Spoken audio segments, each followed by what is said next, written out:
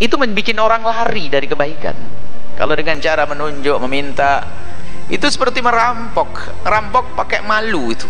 Merampok kan pakai pedang dengan rasa malu. Kalau tidak ngasih kan malu. Misalnya kita minta, itu jamnya bagus buat saya ya. Itu sama ngerampok, kasih buat saya. Mana? Itu loh, sama itu. Cuman karena dia punya makom seorang ustadz pakai atas nama Allah, atas. Misalnya lagi sempit rezekinya, baca ini kok tidak kaya-kaya. Nah itu nggak boleh ngomong begitu. Allah telah beri sesuatu. Kalau kita serius, Allah beri tiba-tiba anaknya lulus ujian nilainya bagus, Allah beri kegembiraan, tertutup susah tadi itu. Jadi kalau punya amalan itu yakin kalau sudah Nabi yang menyebutkan tidak akan lepas. Cuman bentuknya beda-beda. Sebab kita itu kadang picik, sempit cara pandang. Kalau kita minta itu kadang-kadang yang sepele-sepele. Toko gede kan gitu ya. Coba itu. Toko gede, apanya usaha lancar, ini saja. Ada hal.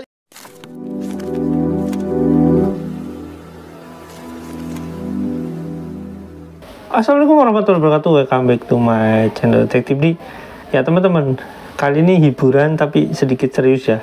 Jadi ini ada sebuah video ya, saya lihat itu ada video shot tentang si Jaman ini kayak terkagum-kagum melihat sebuah rambut yang diklaim rambut Rasulullah ya. Ya menurut saya itu bisa dikatakan replika atau lebih tepatnya mungkin rambut palsu. Saya katakan mungkin karena itu apa ya, kemungkinan palsunya itu 99% gitu ya. Kenapa saya katakan itu ya, sampai saat ini nggak ada gitu ya bahwasanya itu benar-benar rambut Rasulullah gitu ya teman-teman. Nah saya jadi kebayang nih, siapa sih yang mengendorse gitu ya model-model rambut kayak gini, rambut Rasulullah, sendal Rasulullah. Ternyata banyak sekali teman-teman. Dan ya kalau sebagai orang yang normal gitu ya, kita itu kan mencari referensi, bener nggak rambut Rasulullah, jangan hanya karena itu ustadz itu atau misalkan itu penyanyi terkenal itu terus dia bawa-bawa katanya dapat apa ya, pinjaman atau apa rambut Rasulullah terus kita percayakan. Nggak bisa kayak gitu. Kita sebagai orang muslim ya, orang muslim itu sebenarnya ada satu hal yang wajib gitu ya, yaitu Anda harus cerdas, itu wajib. Nah tapi kita lihat dulu videonya teman-teman, yuk check it out. Diberi himbauan begitu, langsung bersedekah. Ada yang lepas kalungnya, yang lepas antingnya, lepas ininya, semuanya. Lalu pulang kembali kepada suaminya dengan baik, tobat bener. Itu cara Nabi. Kemudian kalau kau pria, ini ada begini, siapa yang berinfak, pahalanya begini, bersedekah begini. Itulah cara Nabi. Bukan menunjuk, ente ngasih sedekah ya, cincinmu bagus jual ya. Ini nggak ada begitu. Nabi tidak mengajarkan begitu.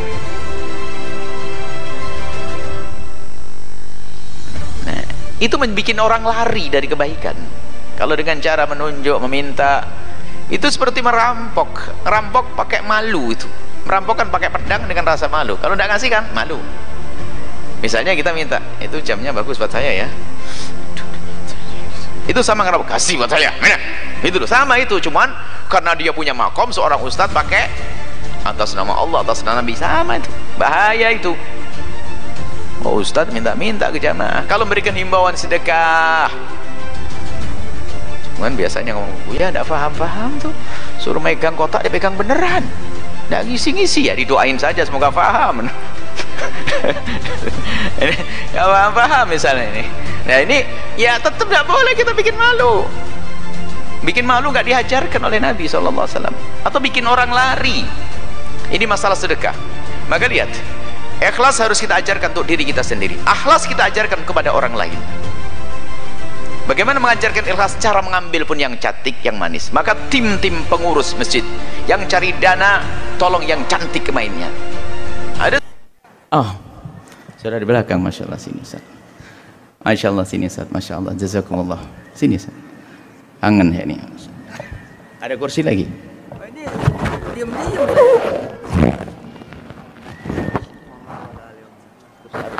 Enggak, siapin kursi sini. Sini siapin kursi.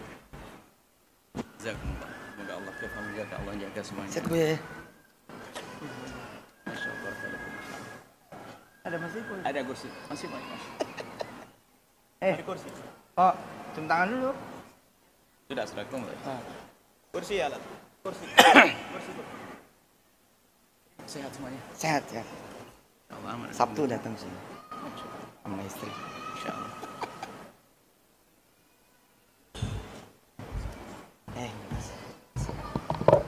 Sampaikan satu kalimat.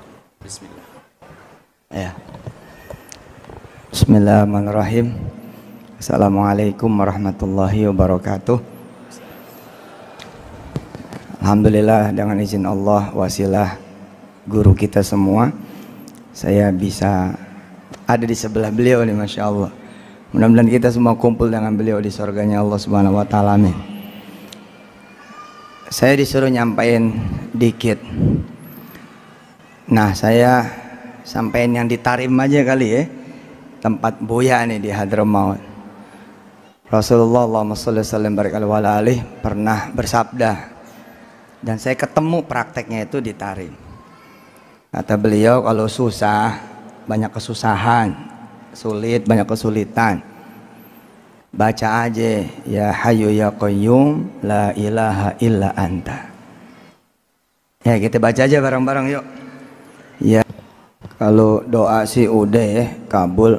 Sekarang tinggal kita ini apa, mantepin niat dari lintasan kebaikan tadi. Coba handphonenya dibuka, dicatat tadi nomor rekeningnya. Ini untuk menunjukkan kekuatan niat. Dicatat kayak masukin nomor kontak 751 444 3388. Ayo dicatat. Kita niat nih misalkan 1 juta, ntar pasti nyampe. Niat 10 juta, ntar pasti nyampe. 100 juta, ntar pasti nyampe. 1000 rupiah pun nyampe itu insyaallah. Ya ditulis, udah catat 751 444 3388. Yang satu yang buat operasional 751 2222 058. Itu disimpan, dicatat betul. Nanti sewaya-waya sewaktu-waktu deng gitu. Nah, niat kita hari ini insyaallah mudah-mudahan bisa menyenangkan juga guru kita dan nyampe kepada Allah Subhanahu wa taala. Qabul insyaallah doanya Buya. Al-Fatihah.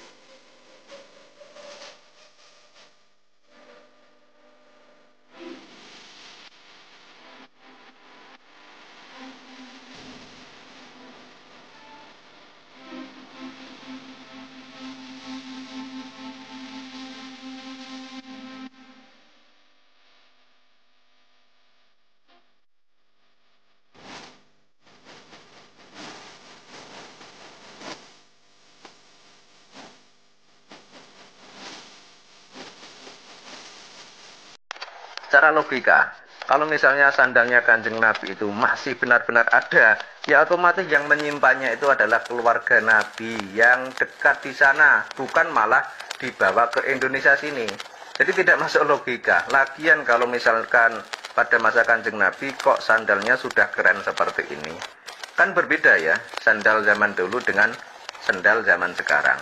Dan harusnya kita itu pakai logika, tidak mudah atau tidak gampang terpengaruh atau terprovokasi dengan hal-hal seperti ini. Dan sangat disayangkan sekali apa yang dilakukan oleh seorang dai atau penceramah bernama Buya Yahya ini. Kenapa dia yang dianggap sebagai tokoh yang belakangan juga sangat getol membela Ba'alawi ini kok sampai mencium sendal seperti ini? Sangat disayangkan. Asli tolol bersa asli. Sisi lain, wah banyak orang berbohong membuat sandal Nabi, jubah Nabi dan sebagainya. Loh, itu urusan pembohong. Lalu berkata, lah kok kamu mau dibohongi? Kan begitu? Kok kamu mau dibohongi? Siapa yang mau dibohongi? Kalau ada sedikit rasa percayamu, sah kok. Tentunya apa? Karena yang membawa adalah orang, dia terpandang, ada tim misalnya, rombongan, dan dia punya cerita, bahkan dari mana sumbernya. Loh, ini kan ada qarinah. Bahasanya ceritanya ini mengandung unsur benar. Bisa jadi mereka bohong, tim sukses dalam berbohong juga ada kok. Tapi kita hanya sebatas ini. Makanya kalau ada orang misalnya mencium bajunya, katanya jubah Nabi, gak perlu mengatakan ente syirik, ente bid'ah, ente enggak. Karena bisa jadi yang ia dengar beritanya itu menurut dia ada nisbah minas seha atau ada kebenaran di dalam beritanya menurut dia. Lah kalau ada orang baru jualan di pinggir jahitan baru kemarin langsung ini jubahnya Nabi Muhammad. Lah kita bodoh banget dibohongi orang semacam itu. Maksud kami adalah di saat Anda ingin menilai seseorang, tolong hati-hati, jangan gampang menilai. Bisa jadi memang ada di hatinya secuil keyakinan. Mohon maaf Anda yang punya cinta kepada baginda Nabi. Anda punya cinta kepada baginda Nabi. Kemudian ada orang yang secara zahir tampak kejujurannya. Lalu berkata, ya akhi, baini bainak, antara aku dengan engkau. Ini jubahnya Rasulullah. Kaget enggak Anda tiba-tiba? Ini adalah jubahnya orang yang sangat Anda cintai. Mustahil Anda tidak melirik. Kecuali Anda memang tidak punya cinta. Oke, itu teman-teman videonya. Nah teman-teman, setelah saya coba baca atau melihat cara berpikir Buya Yahya atau misalkan yang diucapkan secara lisan, ini secara dohir ya, saya melihat itu ada yang dia ucapkan itu tentang dia memang mengkritisi, mungkin nggak mengkritisi Yusuf Mansur, dia mengkritisi sesuatu yang viral aja itu. Tapi kalau saya lihat lagi di omongan dia itu ada kata kunci teman-teman. Jadi ada cara mengambil yang cantik itu kata Buya Yahya. Jadi intinya cara ngambil yang cantik gitu, intinya cara ngambil sedekah gitu ya teman-teman. Ya saya nggak tahu ya pikiran seperti apa, tapi ini jadi kata kunci ya teman-teman. Nah terus kritik keras ke Yusuf Mansur itu nggak berlaku ketika Yusuf Mansur datang ke situ. Ya saya nggak tahu Yusuf Mansur ngasih apa gitu ke Buya Yahya sampai Buya Yahya itu ya kayak tunduk gitu ya, kayak salim gitu, terus seolah-olah itu sangat akrab gitu, seolah-olah kangen. Oh apakah ini teman lama atau gimana? Jadi kalau di luar, kalau dia sedang ditanya nggak ada orangnya ya dia bisa ngomong gitu. Kalau ada depan orangnya yang ngangguk-ngangguk gitu, malah ya dalam tanda kutip ya bekerja sama gitu, intinya ngumpulin uang sedekah gitu ya. Ya saya nggak tahu sedekahnya dikemanakan ya, itu jadi pertanyaan aja sebenarnya.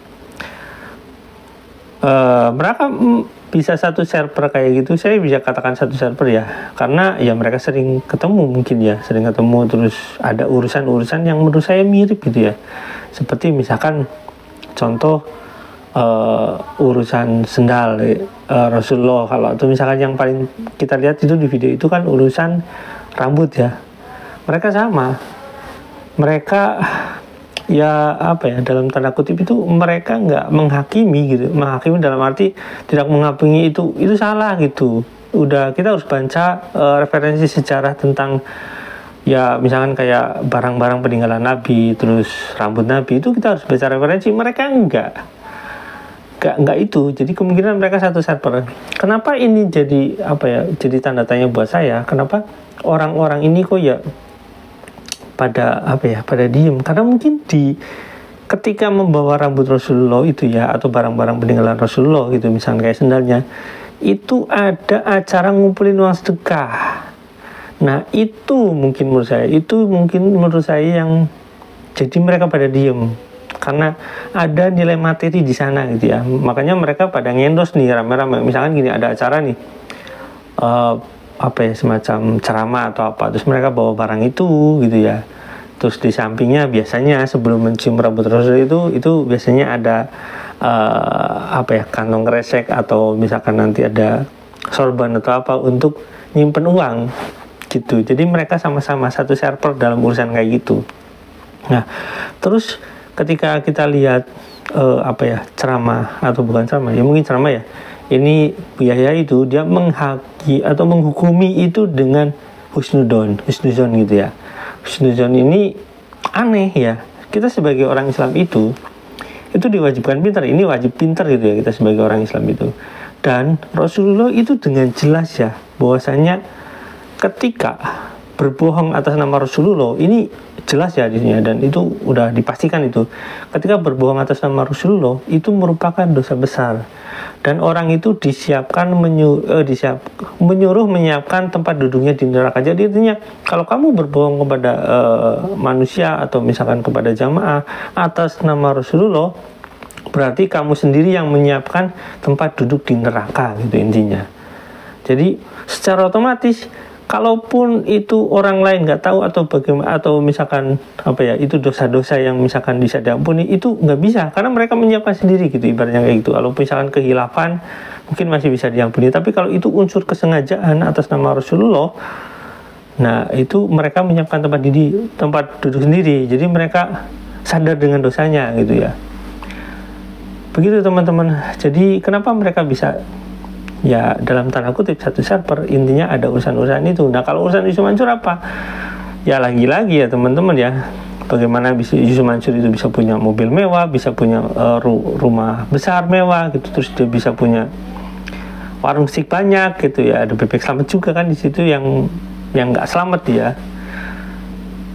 Mungkin nggak sih sebenarnya, saya nggak ngomongin ke yang lain, ke Buya Yahya atau yang lain yang kayak gitu, nanti urusannya berbeda ya teman-teman. Mungkin nggak sih mereka ini urusan ya mungkin kalau Yusuf Mansur ini urusannya mungkin nggak sih nyari modal buat warung steak gitu, itu jadi pertanyaan. Karena ada kemungkinan besar ya, misalkan sebagai contoh, misalkan ada saya nggak akan ngomongin Habib ya gitu, misalkan saya nggak akan mereka bilang mereka Habib karena banyak yang penipu gitu ya. Saya bilang misalkan si Jindan itu ya, yang saya upload di TikTok itu, dia kiswah Rasulullah katanya, dan itu bisa dipastikan palsu gitu ya. Kiswah makam Rasulullah, bayangin, itu bisa dipastikan palsu. Jadi urusannya amplop gitu ya. Itu kepentingan apa buat mereka ya? Pastilah urusan pribadi, saya bisa katakan kayak gitu, atau urusan kepanitiaan itu. Intinya adalah kita sebagai umat Islam, saya mengingatkan, jadilah Anda orang-orang yang pintar, orang-orang yang cerdas, orang-orang yang harus meneliti. Kalau misalkan ada urusan-urusan hadis, urusan-urusan nanti ada syariat Islam, atau urusan-urusan yang berkaitan dengan Rasulullah, Anda harus mencari dulu, ini benar nggak sih itu orang Islam. Jangan cuma husnudon, karena ya husnudon Anda itu nantinya menjadi bekal buat mereka untuk semangat membodohi umat. Sampai di sini, jangan lupa subscribe dan komen, jangan lupa juga share. Wassalamualaikum warahmatullahi wabarakatuh. Bye.